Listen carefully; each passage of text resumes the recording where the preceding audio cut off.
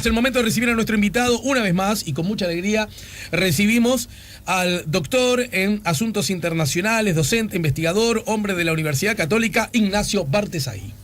SEA Portones, 2 años de garantía y 3 controles remotos inviolables. Service los 365 días del año. SEA Portones, 2-601-2611. seaportones.com. ¿Cómo te va, Ignacio? Buen día, bienvenido. ¿Cómo estás, Alejandro? Bien, por suerte, gracias. Bueno, hay un montón de pero como siempre ocurre cada vez que conversamos. Hay una acumulación de temas. Acumulación de temas y además por distintas razones no hemos podido vernos antes, así que para ir haciendo boca arrancamos hoy y seguramente más temprano que tarde te obligo a ponerlo mañana en camino. Está ¿sí? muy bien. A propósito, no recibiste tu café todavía, ¿no? Todavía no. Y eso que lo pediste. Bien, ya va a venir. Bueno, a ver, algunas cosas sobre las cuales quisiera conversar con vos. Una de las novedades del escenario internacional regional tiene que ver con una decisión del Mercosur que se aparta un poquito de la línea que estaba teniendo, aunque en general crítica para lo que estaba ocurriendo en Venezuela, ahora sí toma una decisión, sí. ¿No es cierto? Sí. Desde la perspectiva estrictamente técnica, más allá del inmenso componente político que esta decisión implica, inevitable también. Me gustaría que nos aclararas exactamente cuál es la decisión tomada por el Mercosur y qué consecuencias provoca a propósito de Venezuela. Ok, lo importante aclarar es que Venezuela ya estaba suspendido a través de otro canal, que era un canal que yo no compartía desde el punto de vista jurídico. ¿Lo compartías? Que no compartías. No compartía porque en realidad se lo suspendió a través de una declaración que hacía mención a una convención internacional sobre el cumplimiento de los tratados y el fondo de la cuestión era, bueno, la suspendemos porque no cumplió con lo establecido en el protocolo de adhesión. Venezuela no incorporó una gran cantidad de normas que una vez que se había comprometido a iniciar ingresar al Mercosur. Y eso en realidad es un poco contradictorio porque todo el proceso de ingreso de Venezuela al Mercosur se dio acompañado, o sea, los otros estados acompañaron a Venezuela y ya sabían qué estaba incorporando, qué no estaba incorporando, y de golpe, obviamente, por los cambios de gobierno también que se dieron en la región, se toma la decisión de suspender a Venezuela a través de ese canal, cuando además también en Venezuela se agravaba la situación política, social, económica, sí, etc. Lo que lucía, como recuerdo hablar contigo sobre eso y recuerdo tu postura, lo que lucía claramente más que nada como una especie de excusa técnica por una realidad política, ¿no? Exacto. ¿Por qué? Porque no se querían asumir los costos de aplicar el protocolo de Ushuaia, que era el camino que había que seguir, pero para eso tendría que existir consenso de que en Venezuela se había quebrado el orden institucional. Porque incluso desde la perspectiva anterior era, para citar las escrituras, era como ver la paja en el ojo ajeno y no ver la viga en el propio, porque en realidad lo que se le reprochaba a Venezuela eran cosas que merecían sí reproche en cuanto a retrasos, pero que también los otros socios tenían en otra dirección y en otros componentes de los acuerdos, ¿no? Claro, porque en la interna, claramente, porque todos incumplían, si bien es cierto que el incumplimiento de Venezuela tenía que ver estrictamente con el protocolo de adhesión y que no había incorporado muchas normas. Está bien, pero me lo dice alguien que también está incumpliendo otras normas, ¿no? Y que además formó parte del proceso. Durante mucho tiempo los gobiernos anteriores, porque sí tenían en ese caso afinidad con Venezuela, no alertaron cómo venía la situación. Entonces, porque cambió el gobierno, ahora nos olvidamos lo que hizo el gobierno anterior, porque no hay políticas públicas a largo plazo en esta región, y ahora sí empezamos de cero. No, es un error, porque la responsabilidad del gobierno anterior genera, por supuesto, compromisos en el siguiente gobierno. No puede cambiar repentinamente esa posición. Los estados no pueden empezar de cero cada vez que cambian los presidentes. No puede hermano. ocurrir eso. Entonces, claro, no podemos decir, no, todo lo que se hizo anteriormente está mal. No, lo que se hizo está mal, pero como trae consecuencias no podemos ahora cambiarlo. Haciendo un paréntesis y salvando la distancia, que es de alguna manera una de las tantas cosas reprochables y reprobables del gobierno de los Estados Unidos conocido por Donald Trump, ¿no? Esta cosa es decir, vengo yo y entonces todo lo que se hizo ya no sirve, ya no corre, lo tiro pará. No, esa fantasía de que ahora arrancamos de cero en todo, no, eso no existe, no es así, y por supuesto que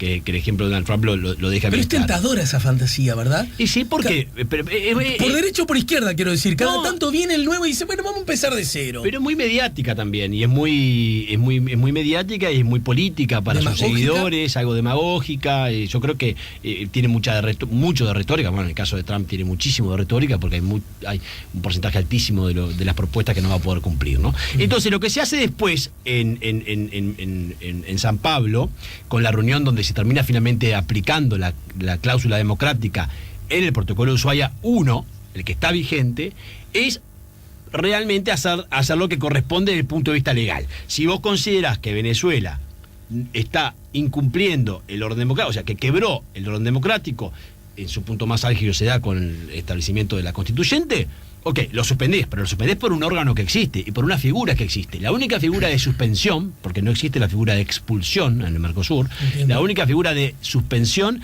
está establecida en el protocolo de Ushuaia. Y eso es lo que los 4 estados originarios tomaron la decisión de aplicarla. En San Pablo se había propuesto en Mendoza, pero ahí el que no estuvo de acuerdo fue Uruguay. Finalmente, como también ocurrieron cosas que profundizaron la crisis en Venezuela, como las elecciones para establecer la constituyente, el gobierno uruguayo, y por presión regional también, porque hay que reconocer que Uruguay también siente presión de Brasil y de Argentina, reconoce que sí hay un quiebre del orden democrático y se establece la suspensión a través del protocolo de Ushuaia, lo que jurídicamente ordena mucho, porque existía un problema muy grande que estábamos arrastrando en el Mercosur que tiene que ver con las normas. Porque el protocolo europeo que establece cómo se toman las decisiones en el Mercosur dice claramente que es por consenso, pero con la presencia de todos los miembros. Y al estar Venezuela suspendido, pero no por un protocolo, sino suspendido por una declaración, las normas del Mercosur estaban arrastrando un vacío jurídico de consideración. Y claramente la suspensión de San Pablo resuelve esto, incluso en su punto 5 establece que de ahora en adelante las normas del Mercosur van a entrar en vigencia con la aprobación de los 4 miembros originarios. O sea, como quien dice, desde esa perspectiva el Mercosur se saca un problema de encima. Que se habla poco de esto porque es muy técnico, pero ojo que es muy importante. No es solo la señal política que da el Mercosur a nivel internacional y regional de aplicar la cláusula democrática y de condena al régimen de Maduro, sino también tiene mucho que ver con lo jurídico, tiene mucho que ver con dar una señal de que ahora la casa está un poquito más ordenada. Y desde esa perspectiva, digamos, para el funcionamiento, entre comillas, normal, porque uno nunca termina de saber qué es normal y qué es anormal en el Mercosur, ¿no? Sí. Pero para un funcionamiento más o menos previsible o normal del Mercosur, ¿qué cosas podemos esperar en este nuevo escenario? Repito, sin entrar a adjetivarlo, si hizo bien o no. En todo caso, parece ser claro que por decirlo menos, las fragilidades democráticas en Venezuela son enormes, sí. Y entonces alguna acción y decisión había que tomar. Pero más allá de eso, en la práctica, de aquí en más el Mercosur, ¿qué pasa? ¿Qué va a pasar? El Mercosur adquirió un perfil un poquito más pragmático ahora, que tiene que ver con un liderazgo de Macri, que claramente ha ocupado el vacío de Brasil. Porque las inestabilidades políticas de Brasil y un Temer con muy poca representatividad, en definitiva, tiene ahora la presencia de Macri, que a través de su presidencia pro tempore pasada en el Mercosur, ahora la ocupa Brasil, mostró mucho dinamismo. ¿Qué quiso hacer? Presentar a un Mercosur más dinámico, más abierto, cerró un protocolo de inversiones, empezó a empujar la decisión con Venezuela, que sabía que le generaba no solo ruido político, sino también jurídico, en un momento donde estás negociando con la Unión Europea. Y lo que hizo es plantear una agenda externa más ambiciosa. Lo que sí no hizo hasta ahora es lo interno. El Mercosur en la agenda interna sigue bastante estancado. Uh-huh. Pero como eso es complicado de debatir, lo interno es complicado de debatir, la armonización de normas son muy complicadas de debatir, el impacto de aplicar tasas como la que Uruguay aplicó con la tasa consular, que la aumentó al Mercosur, es algo que es totalmente violatorio de las normas y pasó un poco desapercibido, no se quiso discutir. Pero justamente cuando pasa desapercibido en Mendoza, ¿no? Correcto. Que ese era el escenario donde aparentemente en primera instancia se pensó que Uruguay quizá le iba a pasar un poquito mal, ¿no? Sí. Que iba a ser rezongado. Sí, lo fue informalmente, ¿eh? Lo fue informalmente. Lo fue informalmente. Ahora, yo recuerdo que el presidente Vázquez dijo antes, en una especie de apertura razonable del paraguas, sin con esto avalar el impuesto consular, ¿no? Sí. Que quede claro, separando las aguas. Dijo, bueno, hay que ver quién se anima a decirnos algo y de dónde viene, porque reprocharle a Uruguay ciertas actitudes proteccionistas por parte de estados que también las habían protagonizado, podía ser poco creíble, ¿no? Esa fue un poco la estrategia con la cual fue Uruguay a Mendoza y también la planteó el ministro de Economía. Yo sinceramente, Alejandro, no la comparto. Entiendo. ¿Por qué no la comparto? Porque No me extraña que vos no la compartas. Porque un país pequeño tiene que respetar las normas. No puede decir, ok, si vos incumplís, yo incumplo. No. Lo que vos tenés que hacer es cumplir. Y si no cumplís, que exista un sistema de solución de controversias que dirima sobre la situación y que laude y cumplamos todos con lo que el laudo indica. Eso es lo que tiene que hacer un país pequeño. No puede seguir sumándose. Porque ahora, ponete a pensar, hace un mes, esta era la estrategia de la tasa consular. Para mí, equivocada. Terminó siendo exitosa porque ¿qué dijo el Mercosur? Bueno, está bien, sigamos adelante. Pero ahora pretendés discutir en el seno del Mercosur profundamente los impactos de la reforma laboral en Brasil. A priori te diría, me suena raro, porque claro, si algo básico... Brasil le puede decir a Uruguay, pará, vos me estás diciendo a mí, vos que acabás de aprobar esto... Pero aparte, la dimensión, porque esto es de política interna y además no hay normas del Mercosur que le exijan a Brasil compartir o armonizar normas laborales. No las hay. Hay declaraciones sociolaborales que son declaraciones, que no son vinculantes y que además establecen específicamente en sus artículos que no podrán ser invocadas en aspectos comerciales, financieros y económicos. Porque, por supuesto, ningún grande se va a someter a tener que, algo tan importante como una reforma laboral, tener que someterla a los órganos del Mercosur. Entonces, es contradictorio, porque te venía bien incumplir las normas con la tasa consular, que las incumplís, y la estrategia era, vos también incumplís, y ahora discutís la reforma laboral en Brasil. No, por eso digo, ese discurso o esa estrategia que se llevó a Mendoza, me parece que es un error para un país pequeño como Uruguay. Uruguay siempre tiene que respetar las normas, siempre tiene que ser... Es un país que ha seguido ese camino y no lo tiene que perder. Déjame ser alumno tuyo en tu condición de profe, ¿no? Más que comunicador periodista.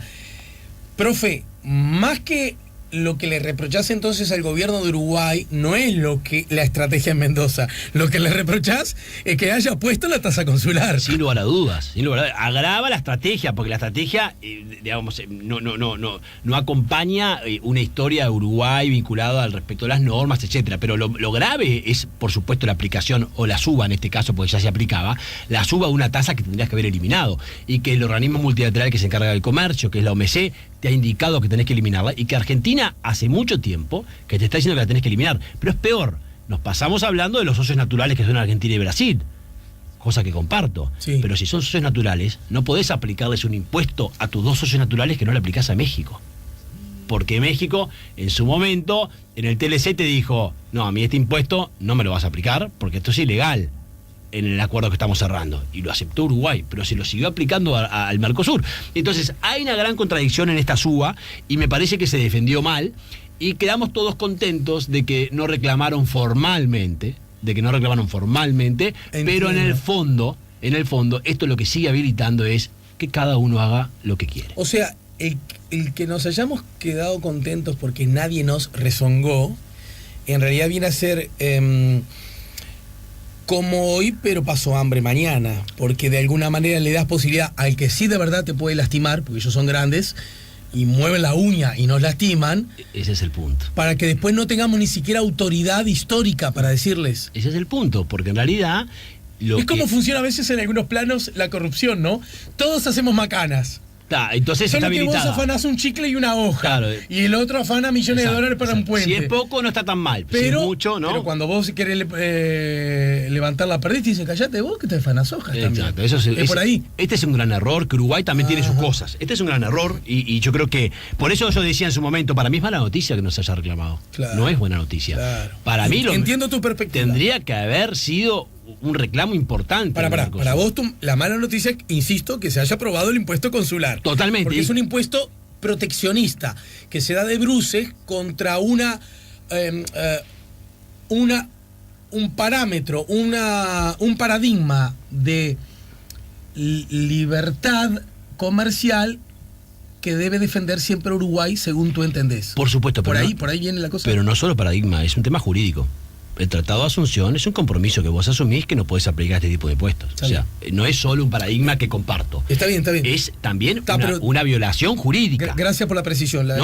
Son dos cosas distintas. Pero aún así, te separo y vos sos de lo que crees che, mirá que el proteccionismo es un lujo que se pueden dar en todo caso los grandes, poderosos y con mucho mercado. Uruguay ni siquiera puede ceder a la tentación. Por ahí pasa un poco. No debería ceder. Y es el camino que hemos seguido con el Mercosur, porque en realidad imaginamos a unos socios grandes que nos iban a dar un mercado que nunca nos dieron, porque es un mercado que está muy limitado, está muy controlado, y además nos habían dicho que ese mercado iba en conjunto a negociar con el mundo.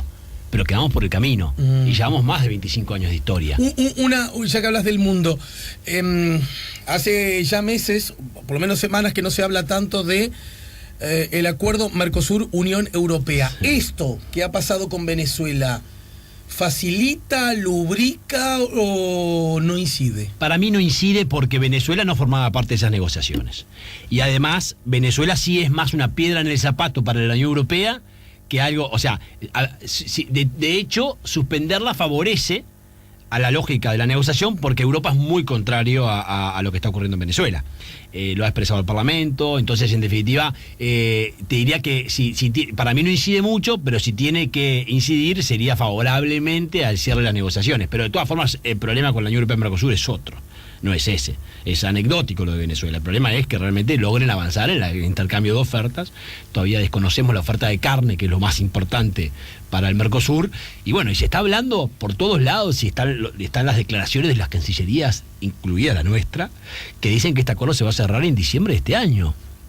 Vos no ves uñas pa' guitarrero, ¿no? No sé realmente qué es lo que se va a cerrar. Se cerrará un compromiso de que en el 2018, 2019 cerraremos el acuerdo, pero no creo que estemos en condiciones de cerrar de aquí a fin de año. Bartesagui, yo sé que sos un hombre con mucho conocimiento, con muchas conexiones y muy informado, pero aún así, ¿no podría pasar que se esté avanzando, evolucionando y que realmente no lo sepamos? No, porque yo sé las reuniones que están teniendo, yo sé las próximas. Esa alternativa no es posible. No, lo que sí sabemos que ha cambiado rotundamente es la voluntad política. Y es cierto que la voluntad política sí tiene, que se está avanzando siempre que las reuniones se han desarrollado, se relanzó la negociación, y ahora lo que cambió fundamentalmente ahí fue: Argentina está dispuesta a cerrar el acuerdo y antes no estaba.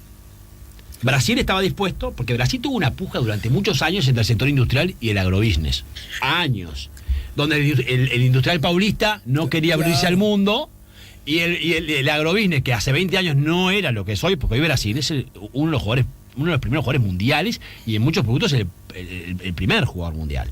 Ahora el agrobusiness está ganando esa lucha, y es interesante ver lo que ha pasado con los industriales. Los industriales están viendo un mundo y dicen: este mundo no es el de la década del 70, este mundo es un mundo donde hay cadenas globales de valor, se produce... ¿Qué me quiere decir? ¿Que están más predispuestos ahora? Sí, 100%, se produce de otra forma, se comercia de otra forma. No te olvides que esa disputa interna en Brasil, ¿qué te digo? No te olvides, si vos nos has ayudado a entenderlo. A esa disputa interna de Brasil le venía muy bien la actitud proteccionista de Cristina, claro, porque entonces quedaba como que era Argentina la responsable. Por supuesto. Pero yo recuerdo que incluso voces vinculadas a la Unión Europea acá han dicho: cuidadito, porque esa actitud argentina también le viene bien a la Unión Europea. Bueno, pero lo mismo porque quedaba como que la impresentable de Cristina, por culpa de ella, no pasaba. Brasil es muy experto en diplomacia, y eso lo ha hecho más de una vez. ¿Sabes cuándo lo ha hecho también? Cuando el ALCA, ¿te acordás del ALCA? Sí, el ALCA, aquel acuerdo de Estados Unidos que ocupaba todo el continente. ¿Brasil qué hizo?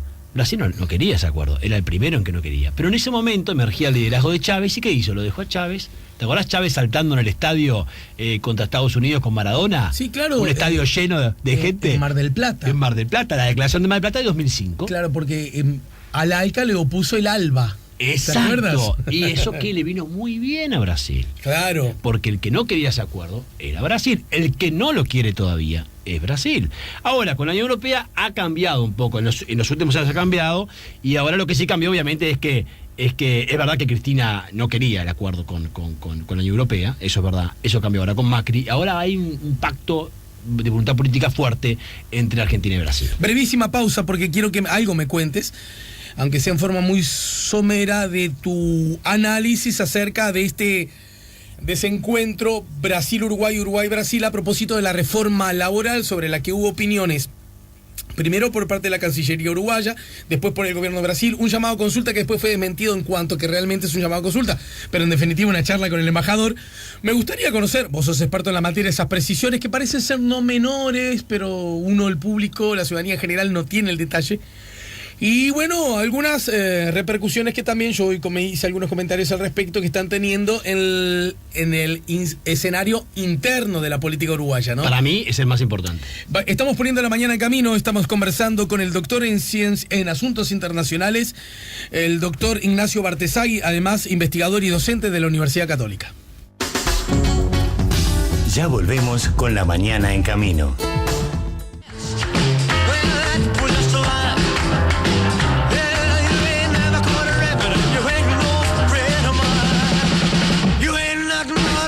Aplausos para Elvis. Hoy, a 40 años de su muerte, estamos conversando con Ignacio Bartesagui, el doctor en Relaciones Internacionales. ¿Cómo te llevas con Elvis? Bien, me gusta, sí, me gusta. Porque ya no sos obviamente de su generación, ¿no? Por supuesto. De hecho, vos tenés... 41. Vos naciste cuando murió él, exacto, digamos, exacto, ¿no? Por exacto, decirlo de algún modo. Yo estaba en sexto de escuela, lo recuerdo perfectamente, año 77. Bueno, estamos conversando con Ignacio Bartesagui, estamos conversando acerca de la región, de su especialidad, los asuntos internacionales. Y cito como fuente, en este caso La Diaria, el canciller Rodolfo Nino Boa aseguró ayer, en declaraciones a Telenoche, que la convocatoria de la Cancillería brasileña al embajador uruguayo Carlos Amorín en Brasilia no fue en calidad de consulta, en los términos clásicos de la diplomacia, sino que se trató de una simple conversación informal que no significó ningún tipo de protesta. El lunes, el periódico brasileño O Globo publicó que Amorín, el embajador uruguayo, había sido convocado al Palacio de Itamaraty, sede de la Cancillería brasileña, para que aclarara los dichos de Nino Boa, nuestro ministro de Relaciones Exteriores, sobre la reforma laboral que comenzará a regir en 120 días en Brasil. La reforma que se lleva adelante en el país norteño busca flexibilizar y modernizar las actuales leyes laborales para incentivar la creación de nuevos puestos de empleo a costa de erosionar las condiciones de trabajo y derechos de los empleados. Por ejemplo, las normas brasileñas establecían que en las negociaciones entre trabajadores y empresarios podían adoptarse nuevas condiciones laborales siempre y cuando éstas fueran mejor que las garantizadas por los trabajadores en las leyes y en la Constitución. Bueno, el artículo continúa. Lo cierto es que vayamos por partes y tratemos de distinguir y de separar paja de trigo. A propósito de la reforma laboral brasileña, el canciller, vayamos en orden cronológico. Brasil tomó una decisión que podrá gustar, podrá causar más o menos adhesión, más o menos simpatía. Yo quiero decir, hasta por honestidad, por amistad y por honestidad académica que te tengo, que a mí no me gustan, porque parto del paradigma que todo sistema que quita o flexibiliza con derechos de los trabajadores, a mí no me gusta. Pero puedo entender otras perspectivas, simplemente me siento en la obligación de decir la mía. Ahora, en todo caso, es una decisión de Brasil. El canciller se expresó en esos términos, pero también insistiendo en la hipótesis de que eso podía incidir en Uruguay en el marco del Mercosur. Ayúdame a entenderlo un poco, Ignacio. Yo creo que ahí no fue muy claro el mensaje, ¿no? Y por eso se lo tomó mal también Brasil, porque más allá de la formalidad o informalidad, el llamado al embajador se hizo. Y ahí lo que queda claro es que Brasil reacciona porque entiende que hay digamos que lo que hace Uruguay es ingresar en un terreno de política nacional de Brasil, ¿no? No regional. Lo que hace, ya la estrategia de Brasil es muy clara, como diciendo, este tema no se discute a nivel regional, se discute a nivel, es una reforma de Brasil, que tiene efectos en Uruguay, sí, pero ¿cuáles son los efectos? Ahí habría que separar un poco, ¿no? El Mercosur tiene legislación vinculada a lo laboral, tiene 2 declaraciones sociolaborales, tiene grupos técnicos que trabajan los temas de asuntos laborales, pero no hay algo que realmente vincule, no es vinculante, y esas declaraciones no son vinculantes, no pueden invocarse para el comercio. Que ese es el impacto que se puede prever. Porque ¿cuál es la cuestión acá? La cuestión que en Argentina también se está discutiendo. La reforma laboral podría tener un impacto en una mejora de la competitividad de las empresas brasileñas. Esas empresas brasileñas que también exportan al mundo, pero que también exportan a Uruguay y a Argentina, van a mejorar la competitividad y van a afectar el comercio regional. Claro. Esa es la discusión que se pretende dar. Esa es una discusión de impacto económico. ¿Que existe? Seguramente es difícil de evaluar, porque es mucho más fácil evaluar el impacto de una devaluación. Claramente, cuando un miembro del Mercosur devalúa, ahí gana competitividad y afecta directamente las corrientes comerciales. Ahora, ¿cuánto va a afectar la competitividad la reforma laboral de Brasil? Ya es bastante más complejo de evaluar y va a llevar un poquito más de tiempo. Pero que puede haber impacto, yo comparto que sí. Ahora, bien distinto es si esa reforma viola normas regionales y si esa reforma debe o no ser discutida en un ámbito regional. Claro, clarísimo. Yo diría que no. Tú estás de la idea que no es violatoria de acuerdos. No es violatoria, porque ni siquiera se hace mención en el Tratado de Asunción, porque la coordinación macroeconómica que hace tanto tiempo venimos discutiendo en el Mercosur. Y que en todo caso brilla por su ausencia, ¿no? Y que brilla por su ausencia, por lo menos, como saludo a la bandera, sí está en los tratados. Se habla de coordinación macroeconómica en más de una oportunidad, aunque no se cumple. ¿Se discuten estos temas en grupos del Mercosur? Sí. Lo laboral ni siquiera está. ¿Se discuten? Sí. Entonces lo que podría haber hecho Brasil es, o se podría haber planteado en Mendoza, no sé si ocurrió, no recuerdo si ocurrió, en las reuniones de ministros de trabajo, bueno, Brasil podría haber planteado la reforma y discutirla, pero no tiene por qué someterla a los órganos con capacidad decisoria del Mercosur.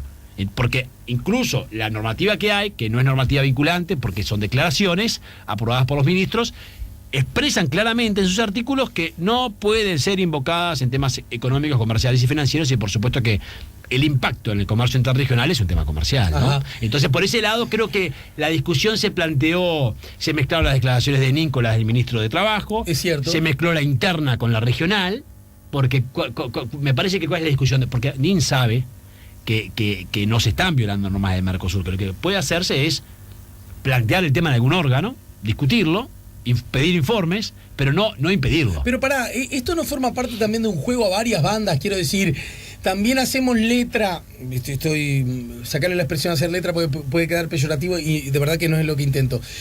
También generamos una especie de potencial fricción con Brasil a los efectos de que también a la hora de que nosotros pisemos otra baldosa floja, o incluso la del impuesto al que hablábamos más temprano, también tenga un peso a la hora de discutir, digamos, generar como un ambiente, como un clima. Esto está mezclado un poco con lo que pasó con la tasa consular en Mendoza, está mezclado con lo de Venezuela, está mezclado con la interna con Venezuela, y está mezclado con el mensaje que quiere dar Uruguay de yo me separo de estas reformas laborales que también pueden venir en Argentina. Ahora, para también decirlo desde la perspectiva, le vuelvo a preguntarle al profesor, una legislación laboral, no la adjetivemos, en el sentido si me parece bien o me parece mal, pero una legislación laboral de carácter, llamémosle, más flexible, que consagra, por decir así, menos derecho a los trabajadores, es probable que desde la perspectiva de la competitividad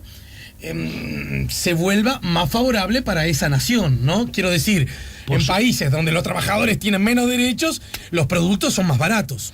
Bueno, ojo con el concepto de menos derechos también, porque hay extremos acá, ¿no? Está bien. Yo creo que la discusión de las reformas de regímenes laborales muy rígidos es una discusión a nivel mundial. Sí. No está Uruguay inventando nada discutiendo esto. No. Y la discusión de los sindicatos, hasta dónde llegan con las restricciones laborales para evitar el crecimiento del empleo, es un tema muy interesante. No, está bien, es muy interesante. Y que todos los sindicatos deben atravesar. Claro. Ahora, después los extremos, cuánto sí, cuánto no, eso es algo que me parece que siempre Lo que quiero debatir. decir es, si vos de alguna manera, no quiero decir... llamémosle flexibilizar, también esa expresión es ambigua, ¿no? Sí. Pero flexibilizar determinadas relaciones laborales que puede implicar que de pronto la competitividad sea mejor. Sí. Producís a un precio más bajo, exportás a Uruguay a un precio más bajo y ganás competencia, ganás mercado. Claro, eso es un efecto económico. Puede, y mucho más si eso es un país a mayor escala, ¿no? Por supuesto. Eso puede preocupar, una legítima preocupación de un gobierno que es socio en el Mercosur, ¿no? Es legítima. Digamos, el reclamo de ese punto de vista, esa preocupación es legítima. Ahora, la discusión es si la podés dar en ese ámbito. Entendido. Yo lo que digo es, el Mercosur en este momento, que se plantea como se plantea, donde ni siquiera se quiso discutir profundamente la aplicación de una tasa, cuando no debería aplicarse, ¿puede pretender en este momento discutir algo de la magnitud de la reforma laboral en el ámbito regional? Yo digo, no, es muy difícil, no va a haber cabida para eso. Esto es algo totalmente, se podrá comunicar, se podrán medir los impactos, pero no van a Brasil no va a transitar ese camino. Y Uruguay lo plantea, me parece, también como para de vuelta a separarse un poquito de la decisión que toma con Venezuela, que tuvo sus costos políticos. La aplicación de la cláusula democrática, todos lo vimos, tuvo sus costos políticos en la interna de Uruguay, de algunos sectores del Frente Amplio, claramente. Entonces, de vuelta reclama esto, que tiene muy buen mensaje para la interna también. No es que no lo comparte Uruguay, porque este gobierno y el anterior han llevado, digamos, han implementado muchas normas vinculadas con los derechos de los trabajadores, ¿no? Sí. Pero también el mensaje interno me parece que allí se mezcla un poco, porque en el fondo la discusión parece que es más esa. Nosotros como Uruguay no queremos seguir ese camino, que si realmente esto puede ser tratado o no en el Mercosur, porque cualquier persona que conozca un poco el Mercosur, y el canciller lo conoce, sabe que no hay ninguna posibilidad de que Brasil se siente a negociar su reforma laboral con Uruguay. Va a informarlo en algún órgano, con algún funcionario de tercer nivel, va a decir, mira, esto es lo que estoy haciendo, y ya está. Me permito agregar a eso que decís, que comparto de punta a punta en cuanto al análisis hacia la interna, que también hay una búsqueda de generar esa discusión, ese eje de discusión del marco a las próximas elecciones. Algo así como, a ver quién, de acá a las próximas elecciones, el gobierno, la izquierda del Uruguay, seguramente pretenderá llevar a la mesa de discusión a ver quién se quiere parecer a Brasil o a ver quién quiere continuar en nuestra línea. Claro, ¿no? porque al pasarlo al plano político esta discusión, ¿no? Se politiza y se pasa al plano político, también ahí se pasan los extremos. Entonces quedamos en que la reforma laboral de Brasil es un extremo y la Uruguay... No, pero hay puntos intermedios también. Y puntos intermedios que los empresarios y los trabajadores tienen que discutir.